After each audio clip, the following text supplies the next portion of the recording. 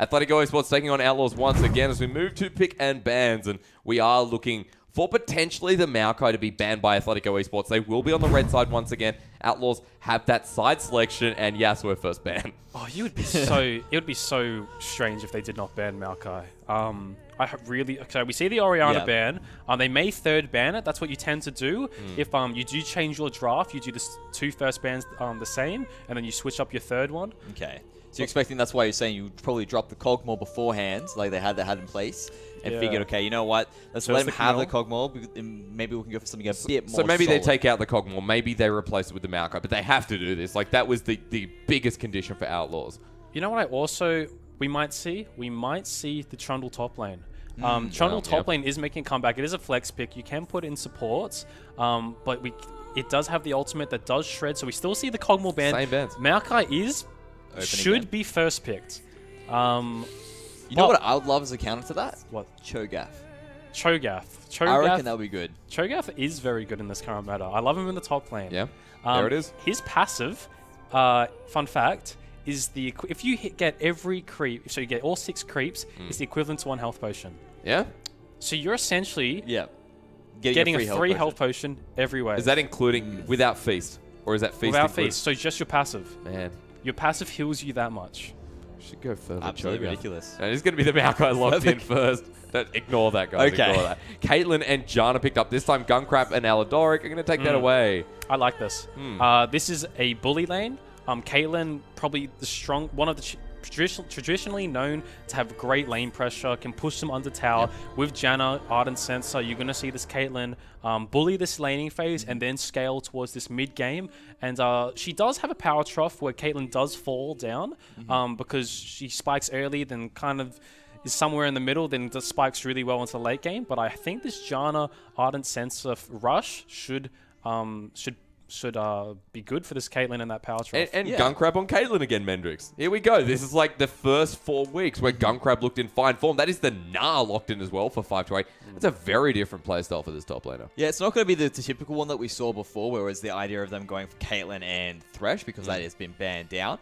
But I do like the idea of him deciding to go for the Gnar as well, because traditionally he does do well against tanks. Yep. That means that he's going to be able to basically continue what he did before, bully out Maokai, and really go towards a split push focus, because if Maokai decides to leave that lane to sort of go for a team fight to see if Outlaws can find an advantage off that, now it's just going to take the lane and wait for his Rage Bar to fill up the full way. It's a lot smarter. You're not picking a tank versus tank matchup because the Maokai will outscale any tank. You have picked the Gnar, which does get lane priority over the Maokai. I will be interested to see. Dan didn't really show that he could do much with that early pressure he had in the first game. He does have same as last game, actually. He has top lane priority. Yep. We may see a dive in the top lane on this Maokai, even though it's very hard to pull off. Vladimir banned away, as well as the Kassadin by Athletico Esports, the Cassiopeia by Outlaws, and see what they finish up with. We know they're targeting Bedoink, especially, who's had a great run on the Cassiopeia. They will finish off with the Corki, which means that mid lane champion pool has just been massacred once again. I really want to look at you here, Choose. Like, that is a lot of mid laners that have just been taken off the board here. What choices do these guys have? Do you revert back towards that Syndra? Or Victor, Syndra, those are the two that really come out to me at the moment. There is a lot of mid bans. But if you force the Syndra, though, you can get an Echo at the end of this. There's no way that can be banned away as well. Echo's terrible. Echo's not good in this meta. Like, he doesn't do enough. We've seen him be played so far on the OCS models. Yeah, he was usually good because he could bully out one of the side lanes, but he does not bully out any mid laner really besides Syndra. Yeah.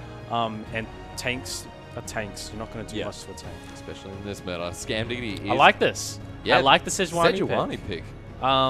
It's very good. Massive front line. Very good at catching off the control mages in the mid lane. It kind of means that if Bedoink does go to the Syndra or Victor, he will be locked down. So they are... Oh, they look... Yeah, so there will be the Victor onto Alaris.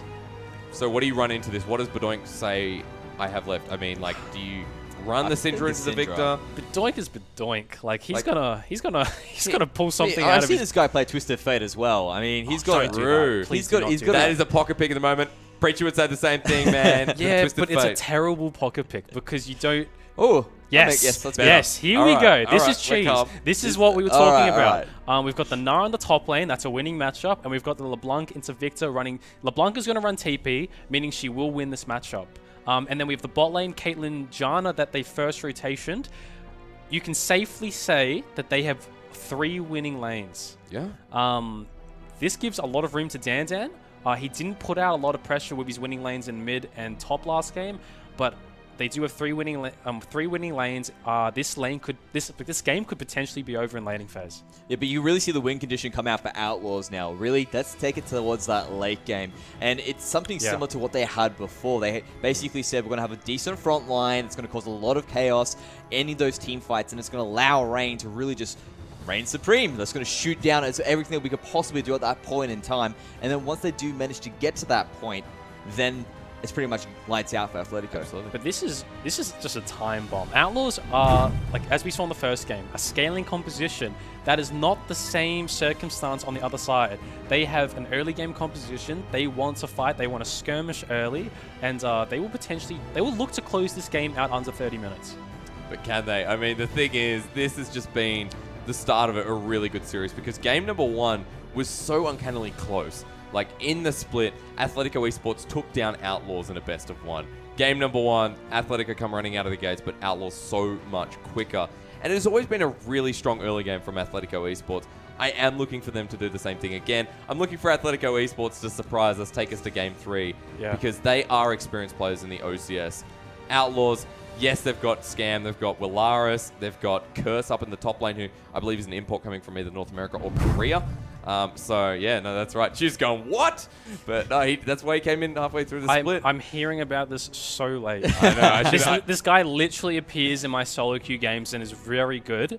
And I'm just like, where have you been? Like, is he a 16-year-old prodigy? I think so. I don't know. I got to ask Outlaws after this game, but we are into game number 2 now. And Athletico Esports, if they get knocked out here, they will not be going to the finals. They will not be going to the OPL promotion tournament, and the dream ends again for Badoink and Dan, let alone the rest of the team. We see 2 barriers this game on the 80 carries, which is very different. They're not running cleanse. The change. I'm surprised Gunkrab isn't running cleanse into the Sejuani and the Maokai, especially after Curse's lockdown on him in the last game. Be very strange. I want to see how this barrier is utilized. I have to look for someone who's a bonobo like me and is really garbage goal. I have to ask, why the sudden change into barrier and now heal and supports? Like, what dictates such a big change in summoner spells? Okay, so you would usually run exhaust on supports. Yep. And exhaust is traditionally good into Aurelia or carry top laners that do, like, you kind of want to use it on the top laner who's on your 80 carry and be like, get off him, like, this is my mate. But you don't really need to run exhaust into tank top laners because they don't really do a lot of damage. Makes sense, yep. And a lot of the time, supports won't be in range to support a mid laner. You also have to take into account exhaust has been nerfed to a degree, because before it was actually used as not only a defensive summoner but also as an offensive summoner, because when you did put it on before, you used to shred away those stats, made someone a bit more squishier, so all of a sudden you can use that as an assassin to get those kills off instead. And now that it has had those nerfs come in, now that we have moved towards this tank meta, as Choo-Choo's was mentioning before, it makes sense for these guys to actually want to have that extra utility and make sure that traditionally who are those who are weaker, who normally can't really handle their spots, can be actually have a few more options to stay alive. I'm very interested to see the jungle paths coming out here. We do already see that Na is building a slight gold lead. This lane will be very much in Na's favor from early stages going on to scaling when he gets Frozen Mallet. As well as this mid lane. This mid lane is running TP, which will give him that free recall and that item tempo on his opponent. And this is to be expected. Na is going to be a lane bully. We know that Curse is able to hold his own against typically a lane bully before, which was the Galio. So he's going to probably play it safe. If he ends up timing a good gank with Scam Diggity, he will be able to find 5-2-way in his mini form. They can also get a kill off that as well. And we know that these two in particular, Curse and Scam Diggity, know how to actually coordinate their skills. They've got a lot of CC, and 5-8 is going to be very squishy without having any items to his name yet. Something also very interesting is Caitlyn Jana has not pushed Tristana Lulu under tower. You would generally think that would have happened by now. We can actually see it's going the other way. Tristana Lulu have maintained lane priority, and this will probably stay like that until the first base. Yeah, this is actually a bit of a standoff now between these junglers and their mid laners, seeing what they can actually do. I don't think they can really find anything at the moment. And I do want to go back to that bot lane that you were talking about, where yes, it makes sense that Caitlyn will be the one to be able to bully out. Naturally, Tristana does push that lane because she does have the explosive charge, but you are going up against a Lulu. Janna will be a bit more defensive early. Lulu's going to be able to help push that lane in. And if Janna is actually running gold quints and actually running those gold seals as well, Lulu will be able to reign a bit, will have a bit more advantage of having that extra beefiness and being not as scared to get into the fight and start something. Okay. K-pop normally running the Tahm Kench. He's kind of moved away from that. We saw in game 1 picking up the Janna was something interesting for me because Mendrix, we were talking about this before, it was the tank versus the support. It really was Aladoric who will pick something up like the Casa, might go for something like the Thresh, you know, go for something like the Janna as well.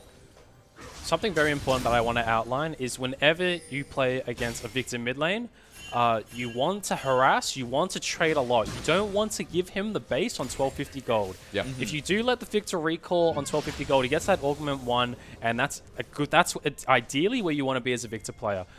You can see Bedoink is doing his best to, he's burnt both the potions out of Ularis. He's going to look to keep on trading and use that TP so that this Victor is not allowed a base on 1250 gold. But I think they haven't found that yet before. I mean, you saw there was that focus from Dan earlier to actually make it happen. Ularis is playing very safe. Seems to be up in CS at the moment. Does have that pushing lane going into it, so Bedoink will catch up. But I really feel it's on Bedoink to make something happen. To, like you said, make sure he doesn't go back to base with 1250 gold and get that really good power spike. Bedoink has a lot of room to do this. He's running TP. He could TP right now. He could base TP right now, come back with a Doran's Ring, trade, because you have the item spike, you have stronger items than the Victor, and he could force the Victor to base and not have that augment 1. I'm interested to see if he notices that, if he's played this matchup enough to realize that he needs to force this Victor out of lane. You can see he's TPing now. We may see this coming, but it's too late. You can already see Victor has reached 1250 gold. This is an ideal situation for Ularis. It's immediately going for the back as well. So I think he's going to have a very big advantage of that. Looking at the bot lane, though, interesting here. That's a lot of damage going down onto Guncrab. It's not going to be enough, however. Rain will just take the trade back and forth, and Guncrab now getting ganked. CMDB flashing forward. Arctic Assault forces it out of Guncrab as well. Rain will jump in, but Athletico Esports will burn one. That's a flash. That's we can see potential regank coming soon. Probably when Sejuani's level 6, but we do have the potential flash polymorph from Lulu, which is a great engage tool. Is LeBlanc there or is that the clone? No, they're going for a gank on the top side now. And for the LeBlanc clone there to make it seem as if he was there. Here they go. Here we go. Control this was is a there, nice so they don't know LeBlanc coming. But LeBlanc was taking the tower. Missing. Curse up in the top lane again. One more hit. It's going to be first blood going to 5-8, but is he traded? Yes, he is. Worth. Absolutely. He loses a fat wave. Yep. It is maybe not worth actually because LeBlanc does miss a couple waves mid, but we do see that they are putting a lot of priority into this top lane matchup. Nah will be ahead of quite a lot of CS, 10 CS at the moment. So we can see that they're trying to push a lot of this advantage into the top lane and make sure this Maokai is not a threat like game 1. But I'm not sure if that's the right idea for Athletico to actually do that, because I think, typically speaking, you look at Maokai, I don't think he minds if he's put behind just a little bit, because at the end of the day, he's going to be that CC bot as long as his ultimate is being delivered and he stays up long enough to be a threat for the rest of his carries to do what they need to do. Curse is laughing at this point. And I was going to ask, what is the counterplay when you see that Willaris has actually pushed a wave in and denies a little bit for Bedoink? He will get the assist, but is it worth giving Willaris that freedom in the mid lane? I don't think it is. No, you don't. You generally want to punish a Victor early. Oh no, but Doink is going to get frozen. Goes back, presses it twice. I think that was a mistake coming through. The chain will come out. Save. No. He should be punished. What do you mean, no, he that. should be dead? He should be dead is what you're trying to say? I think what he did there, what Doink did was a bit unorthodox to say Lulu the had least. flash. Where he did manage to go back and forth, and it sort of tricked Outlaws into thinking that maybe that was a clone to it. I'm not sure what he did there. It was a bit off. But they weren't able to click fast enough and actually get those extra autos off, and that means he was able to actually go for a juke right in front of them. Good job to immediately flash. After he realized that he screwed up, he immediately goes back and flashes like, okay, I need to burn a summoner here. You don't usually want to burn a summoner as LeBlanc because you're such a mobile champion. But going back to the mid lane, I do want to see Dan punish this Victor. LeBlanc is probably the best mid laner to gank with because she has the chains. At level 6, she has 2 chains. They haven't shown that yet. They both don't have flash, which is you kind of really need that coming from the Rek'Sai. Willaris is playing this lane really well. And we expected that really from Willaris as well. Typically, he does like to go for those neutralizing laners, and he knows he needs to be safe. And it's getting to that, I reckon, to that point now where you can't reliably dive. And we know Victors, if they decide to turn around, drop a Chaos Storm in a big gank, when they've been allowed to farm up this much, they can melt a person and get that return kill. Monsoon was just used down bottom by Aladoric, and I believe the barrier was used by Gunkrab as well. So Rain and K-Pop starting to push back in this lane. K-Pop almost level 6 as well, and we know that Wild Growth is going to make a huge difference considering that Aladoric doesn't have his. I also want to outline that Athletico are winning this game organically. Like we said in Champion Select, they picked winning lanes. They have about a 1.3k gold lead if you don't count the 2 kills, 1-1 either side. No towers, no dragons. This is going in their favor. This is what we wanted to see. They really do need to do something that lead soon, though. That's the big thing, because although they may be organically winning this game, goes back to that point. There is a ticking time bomb on pretty much all of those players for Outlaws, and if Athletico decide to go for a lapse like they did last game, even though they had that advantage in the top side, they got the Rift Herald. It wasn't used effectively, and Outlaws won the game. Feels like it's a role reversal, though, because last game it was like, Athletico just need to buy their time. You know, we've got a composition that'll be great. And now it's like Outlaws. Same deal. They're behind in gold. They're 1,000 behind. And Athletico Esports, they just need to put themselves in the mindset of Outlaws and be like, how did they execute such a great team fight at 20 minutes? I think we're going to see the first proper macro play come when this LeBlanc gets TP up. They're running double TP. They can look for a dive on the bot lane, which would probably be their best bet. They don't have a Janna. K-Pop is not on the Janna. He's on the Lulu. Yep. Doesn't have as good peel. I would like to see that play coming out of Athletico. Now, what I like to talk about with Outlaws and in terms of their playstyle and what they've got there is they do have a Juggertriss composition as well. So you've got that big, beefy front line. If they manage to actually keep that around Rain when those big team fights do happen, they just need to be able to sort of map out what Athletico may do. Because, like you said, it's a big play. They've got the 2 double TPs, 2 TPs to really take effect of. But they got a lot of gap close. Like, I mean, like Athletico Esports have a lot of gap close. That's so right. you may have a Jugger comp, but think about how easy it is to go around. What I'm saying is they need to be able to read that and say, okay, they're going in for this composition now. We're going in for our double TP fight now, but Outlaws need to go, all right, this is when they're going for it. Let's bring our members down and make sure we've got enough defense in place, enough support to keep our bot lane alive. They don't want a team fight. Athletico do not want a team fight whatsoever. You can see this Maokai, Sejuani, Victor, 3-man composition, followed up by Lulu Tristana. I mean, it's pretty much just shouting to me, we lose this team fight. Do not ever take a team fight. We're running a LeBlanc in the mid lane. Push these skirmishes to the side. Do not let this Victor impact the game. 5-8 right now is going to start taking more damage from Curse, and Curse is starting to win this lane a little bit more. I mean, 5-8 is 10 CS ahead. He's going to go into Mega Gnar right now. As I say that, though, here we go. Here comes Dan right up into Curse's business. He's going to get knocked up first. Scamdiggy is the response. There's no Mega Gnar just yet. He ulties, but he's stunned up, and the freezing percentage health damage is a lot. Okay, here comes Bedoink. How much of a difference does he make? It's going to be huge if he can land this chain. He hits it. No, he doesn't. Gets the 2 chains, looking for the lockup, and Bedoink smashes down the tree for 1 kill. So that's good that they managed to bring Bedoink up again. But once again, Willaris is getting free reign in that mid lane. He's continuing to push it in. That is a lot of damage that he's managed to deal to it. And typically, he's something that he should be winning here. Now I like the use of this TP as well, because now it doesn't feel like Willaris is getting too much for it. I don't think this is doing anything. They've got 2 kills onto the Maokai. This Maokai is still going to be amazing in these team fights.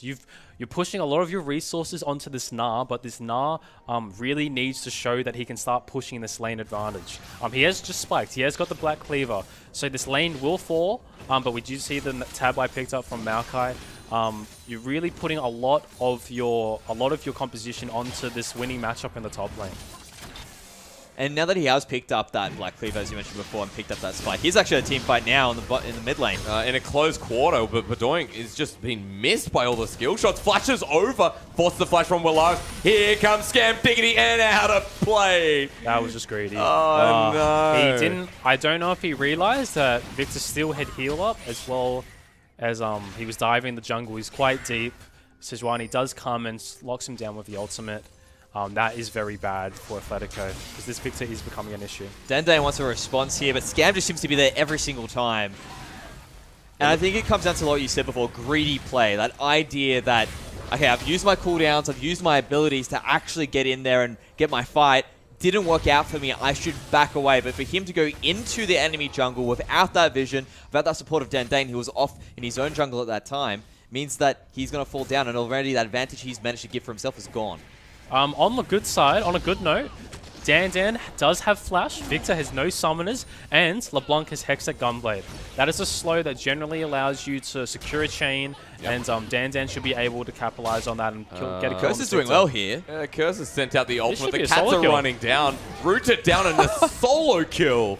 Goes the Curse. That should not be happening. That is not good. Should not be happening at all. And it goes back to the idea they're putting so many resources into Nah for him to actually win his lane. 5 to 8 should be in control at this point in time after all the help he's been given. And for Curse just to turn around and get a solo kill after twice they put dives into him is just not a good sign for Athletico. I don't think it's the end of the world. I still think this Nah will doing it build lane again. pressure, but we do see Bedoink maybe getting a solo kill. Yeah, Willara's going to be jumped back point. on. Bedoink goes Oh. in. He gets very low. Cannot describe what we're feeling right here. Ultimate comes through from Dendane. He gets flashed No on. ult No, from sorry, he's the Scam one that Diggity. uses it. Scam will I not think he's slow him out. down. He I is- think yeah. he's out too. Yeah, he's got a tunnel there, prepared, ready to go. Very fortunate that Sejuani ult was still on cooldown, because if that was up, that would have been a trade 1-for-1. But we do see Bedoink, we do see that synergy coming through. Bedoink did go pretty early, but they do lock down the Victor. They push him behind. This LeBlanc. Oh, they may be going for the mid tower with the Rift Herald here. That's twice they managed to pick up the Rift Herald as well this time around. There is no support for Willaris to actually get that clear in, actually do the damage they need to. So I think they should be okay to get this unless someone comes down quickly to help out Scam Diggity. Chain again roots him down. Rift Herald is not going to get this turret. It is going to get permafrosted, I assume. And there it is. Just chip damage again for Athletico Esports. Percentage damage on Sejuani is just so good. Absolutely strong there. It even helps out with her Baron plays as well. Yep. She does actually use her passive to that degree. Athletico need to punish this Victor. Victor without Flash is essentially free money. LeBlanc, Rek'Sai, if Rek'Sai does have his ultimate, can cancel turret aggro. Scam Diggity's going for a gank in the bot lane though. Gunkrab has already been hit. Ultimate out from Rain. Gets locked down. Headshots there. Not going to use the old... No, there it is. Okay, Permafrost now going to be used as well. Jumping through good. Rain. Finds the damage to follow. There's a two-man knockup. Gunkrab has nowhere to go. The shield from Janna are insane, but not insane enough. And Rain lives on a slimmer of hope. But it is going to be one for Outlaws. And there is no play coming out of Dan. He was resetting. He had just finished top jungle clear. Yep. There's no counterplay really here. We may see a counter push though. Rek'Sai does notice that the bot lane is low and they are recalling. He could maybe push this into tower and secure first brick. But he's not going for that. He's going for his jungle clear. Ardent Sensor for both support, boys. That's when you know it's a good item. Going to be Janna and Lulu pretty much around the same time. You can see how strong it was there as well, because that was a 3-on-2 in that particular item. Yep. Gunkrab stayed alive for so long, all because of those shields being provided by Aladoric every single time, and that is not good at all.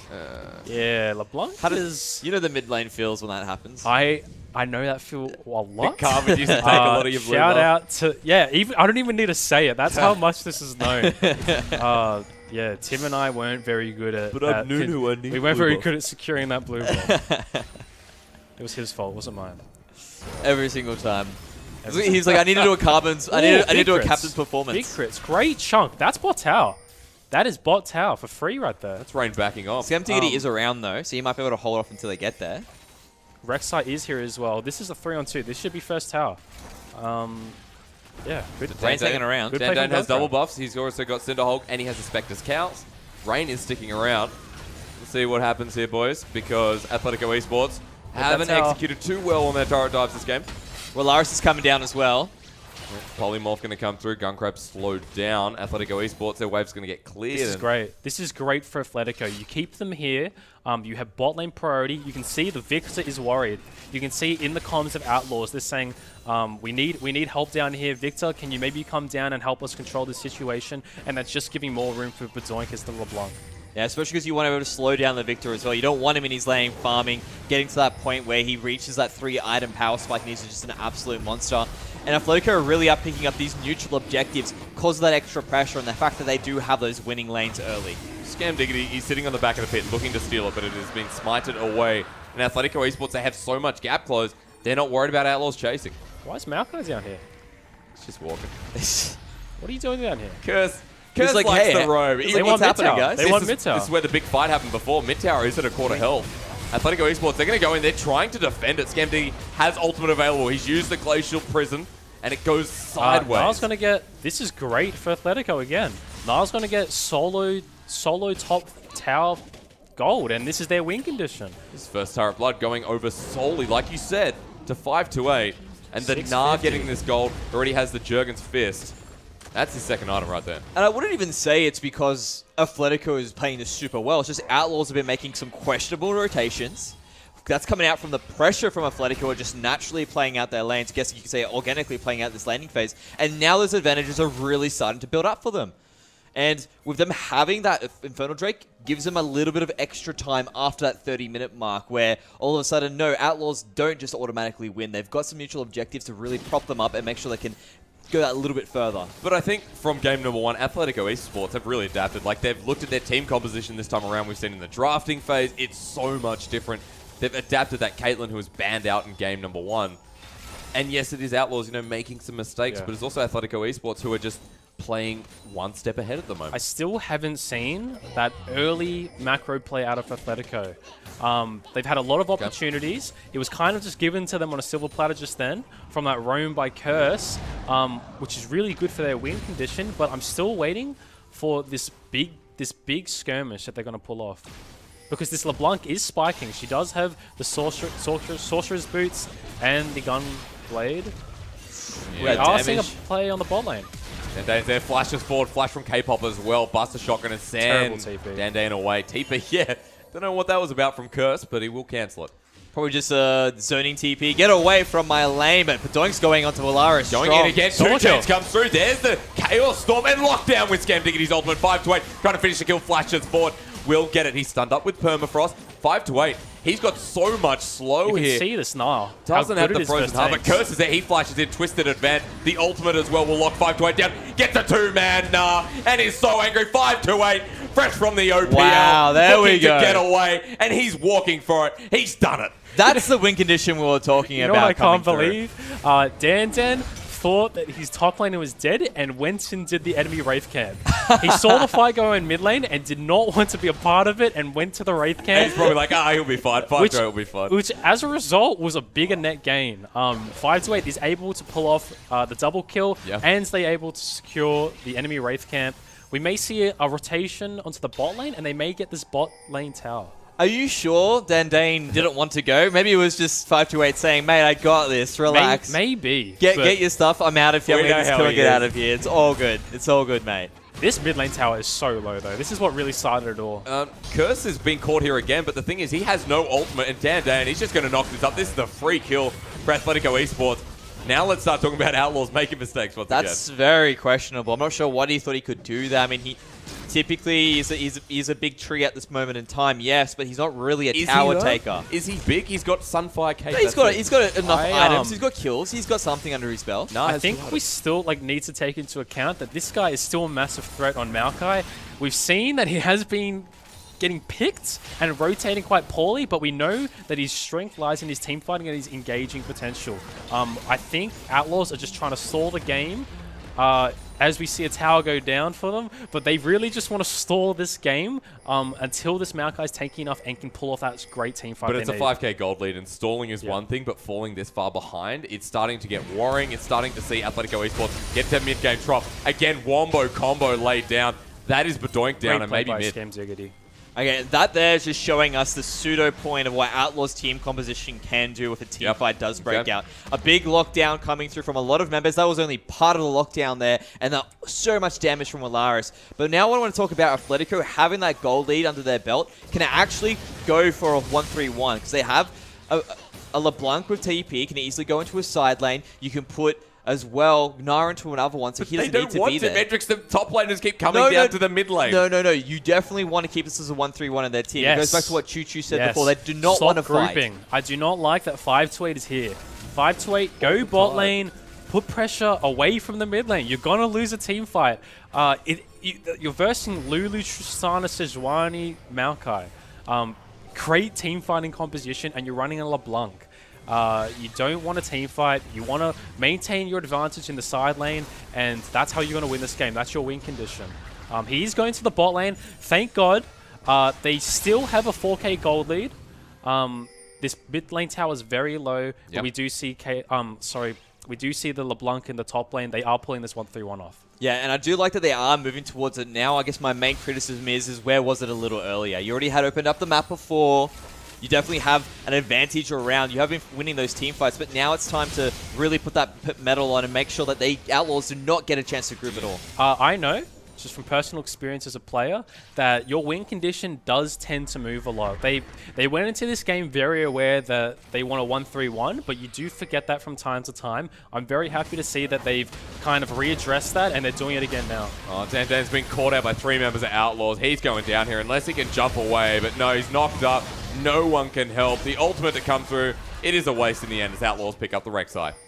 I think this is still fine in the end because as long as they're keeping their pressure in their lanes, it's okay here because 5-8 will continue to put this pressure out. This is a I think solo he's kill. dead. This is going to be a solo Twisted kill, yeah. advance. He's going to get the heal out. Tries to arcane smash him, but 5-8 will lose vision for a second. The sapling might slow him down, but that is a solo kill. That's for what Athletico's top you laner. need from Athletico. You don't want to get picked, but you want to let your side lane champions pull their solo kills off. Oh, that And Janna shield's annoying. you can see LeBlanc is in the top lane, knows that there's no point. LeBlanc offers no wave clear. You keep pushing top lane. We did get picked mid lane, but they don't lose anything. This is still well played from Athletico despite getting picked. Yeah, and the thing with Outlaws is you can tell they're trying to not play Athletico's game. They want to remain as a group, as a unit. They know that's where their strength lies is in that team fighting. That's why they were forcing mid down. Well, putting a lot of emphasis making sure they can force that mid down in that situation. They don't get it. And now Athletico are really beginning to show or flex their lead now that they've managed to push these turrets down and put a good chip damage in that bot lane as well. And they're starting Baron. Dandan has just moved over with Gunkrab. I believe this is going to be spotted I don't know if they have out. enough damage. Yeah, you got the TP. I suggest you just leave. Oh, down to the back. Look at Rain. Has to be Wild Growth. Badoink goes over the wall. Curse flashes in. Roots down. But Badoink, Rain. he's just a byproduct. Are they still doing Baron? No, they're pulled off. They've backed away. They Badoink should goes not down. be looking for the Baron. They don't need to do Baron. They know their win condition. It's been working. We've seen that they got a top 3 tier 2 tower, and they may be punished for this by Badoink getting picked. 5-8 has teleport, is level 16. He will get the turret. So does he channel the TP or do they leave it? You'd have to think Dandan's going to be called out by the Caitlin's gravity doing so field. much damage. Yeah, Baron's at 5k. Scam is very, very low in that Baron pit. It's getting lower and lower, and 5-8 only now channels the TP. Dan But has look how the flash. far away it is. The ultimate to come through. Dandan going in, looking for the steal. Doesn't get it. It goes to 3 HP, and it is secured by Outlaws. Rain picks up the first But one. here is It's 5-8. a 1-for-1 trade. Sorry, 1-for-2. 5-8 trying to jump in. Will get the slow. Not sure what he's doing, but Outlaws still secure the Baron with 1 dead. just trying to force a fight after the fact, after everything's gone down, and Outlaws are playing better as a unit. It was just a bad time for 5-8 to look for a teleport. His Meganar had just went down. That means it was on cooldown. Even if he wanted to make a TP play, what was he going to do then? Just start throwing boomerangs? That's not going to do anything. He needs to throw people into walls, and he's not going to be able to do that unless he's able to get that reliable engage. They are still 5k up. They've lost Baron, but all they need to do is maintain side wave pressure and not allow Outlaws to group as 5 and push and get that one team fight they want off. We can see LeBlanc is immediately going bot, and I assume Nar will go to the top lane. And you can see all of a sudden that Outlaws getting this comeback is based off the fact that Athletico went for that Baron, went for the group, and then they ended up getting punished for it. Now that gold lead that could have easily been around that 7k marking growing has actually shrunk quite a fair bit, almost to 4k. Also, 5-8 has itemized the Colossal Gargoyles, Yep. Gargoyles, and that means that he's looking to group. He wants 3 members around him. We can see all 5 have moved to the mid lane. This is an ideal situation for Outlaws. Another turret goes down. Outlaws starting to push their advantage as the Baron will help with that, but they're going to rotate back, and it looks like bottom lane is next on the agenda.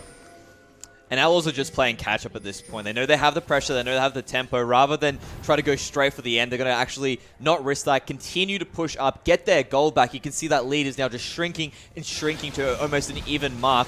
And Athletico have no response until that Baron goes down. This should be inhib. If this team fight does happen at this inhib tower, it should be game. I believe Outlaws will win this team fight. Well, they've forced it onto Gunkrab, and he's the first one to go down instantly as Rain backs out and kites beautifully. Outlaws are picked up too. Rain jumps in and does a huge crit onto Aladoric. This inhibitor is going down without a doubt. And but look at 5-8. Only gets Curse with his ultimate. Gravity Field going to lock him down if he goes back in. Curse a little bit too deep. 5-8 is poking him down. But Rain, somebody deal with this Tristana, who's having the time of his life. 5-8 now has to do 1v4. It's not going to work out. The dream could just come to an end here as Outlaws are pushing for the win. And this just shows what Outlaws can do once they've grouped. Athletico needed to make sure this never happened, that this never came to fruition. And they didn't do that. They went for that Baron. This is the result. And this has just been a devastating loss for Athletico Esports. Outlaws have pushed the envelope. They've taken a clean 2-0 in a very close fashion. But their team fighting was immaculate. Big congratulations to Outlaws, who go to our finals and the OPL promotion tournament. Yeah, just being punished. Like, I like to see that, though. I'm happy to see that Outlaws punish them for their mistakes. Yeah. You could see, I don't want to put blame onto anyone, but it really came down to LeBlanc getting picked twice. That last pick before, when they did secure top lane tower and then they rotated to do Baron, LeBlanc did go for a chunk on Tristana. You're not going to kill a Tristana when a Lulu's next to it. Yeah. And he does get killed, and that does snowball into them securing the Baron, and that eventually lost them the game. I feel like that was a decision that came more from the team as well. That wasn't just like a specific person, because them going for Baron, that's a whole team decision. Yeah, definitely. That's all I'm saying. Yeah, we need to go for it. And typically, what does LeBlanc do in those Baron high intensified situations? She's not there actually helping with the Baron. She's playing point guard. She's looking for someone to assassinate and kill, and basically say to everyone, we do not want to go anywhere near that Baron so they can pick it up for free. But not only that, look, I mean, 5-8 was obviously going towards a split pushing build. He's got the Frozen Mallet, he's got the Black Cleaver, and like you said, he did build that Gargoyle Stoneplate as the third item to sort of come through and be like, okay, now we need to team fight. But 5-8's TP in that last fight, that was when Baron was at 2-3k. Like, that was way too late for one. Even if you're not in Mega Gnar, then what's the point in using that TP instead of going for the inhibitor turret? You're definitely right. Like, he was Mega Gnar for a while in the bot lane, and if they did want to contest that Baron, he needed to TP a lot earlier. Yeah. I don't know if the TP was actually up. I assume it was, because I think it was, not many plays were being made, and the TPs were up for quite a while.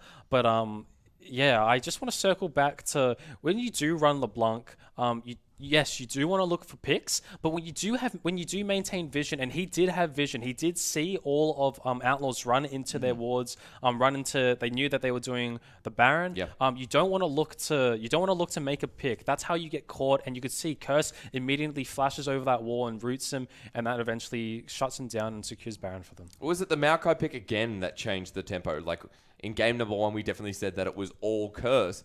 But in this second game, it felt like it was more what Athletico didn't do this time rather than how proactive Outlaws were, because they were making a lot of mistakes in the early game. Oh, you could see the effect of it as well, because they were doing bad rotations. All of a sudden, this organic team that typically does well in the early to mid game that Athletico had drafted was just picking up free objectives off the back of it. And that's when you could see they had just lost control. They were sort of sitting there going, okay, what are we going to do now? We're on damage control. We have to stop the bleeding. And Athletico were free just to continue their strategy that they had in place. They started to move towards that 1-3-1. Everything seemed to be absolutely fine and dandy. They just needed to keep that pressure on. The thing that I'm really happy to see, though, is this is a 2-0 for Outlaws, and that second game did look shaky, but it showed that they really lost tempo of that game when Maokai rotated mid for not really any reason. I think they wanted to get the mid tower and they didn't all commit to that, but that really put them behind. Besides that, this team looks really focused on their win condition, and both game 1 and game 2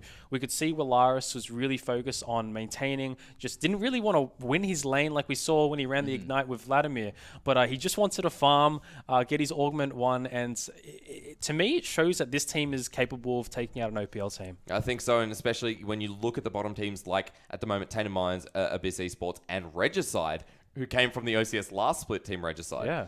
Then you start looking at teams like Outlaws and even Athletico Esports, who did show, these windows of opportunity and these windows of skill. I think that they should be really scared right now because the OPL promotion tournament is coming up and Outlaws have secured themselves a spot and secured themselves a spot in the final as well. Choose, it's going to be exciting because the next series is Legacy Genesis. It's my boys. Take on Abyss Academy. We baby promise brother. there's going to be no bias whatsoever. We're going to have a 5-minute break and then come back with the next best of 3 series. Legacy Genesis take on Abyss Academy. Do not go anywhere. You'd be silly to miss it. Yeah, the boys.